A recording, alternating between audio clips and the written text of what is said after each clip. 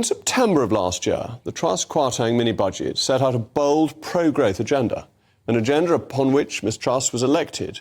The budget intended to reverse the national insurance increases, remove the corporation tax increase and abolish the top income tax rate.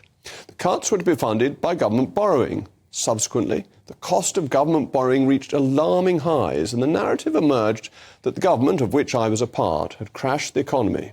The then Prime Minister was forced to resign as she carried the can for the Bank of England's failures. Everyone now acknowledges that the Bank of England was late to deal with the inflationary problem and that the rise in interest rates had much more to do with its failures than to do with anything done by the government. But the narrative that followed was that with the new Prime Minister in charge, Rishi Sunak in charge, stability had returned. The adults were back, so they said. But lo and behold, it came to pass. We are 8 months later, and the cost of government borrowing has exceeded that of the time of the Truss budget, which ousted her from office.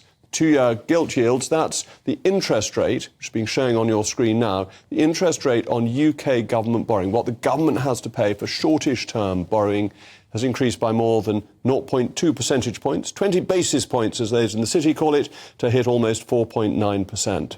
The Governor of the Bank of England and Captain Obvious, Andrew Bailey, speaking on the matter, said, "We still think the rate of inflation is going to come down, but it's taking a lot longer than we expected."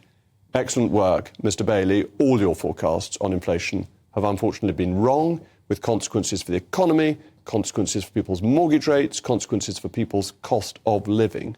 So, does this spell vindication for the Liz Truss government? Would it have been better to try and get inflation down and try to grow the economy?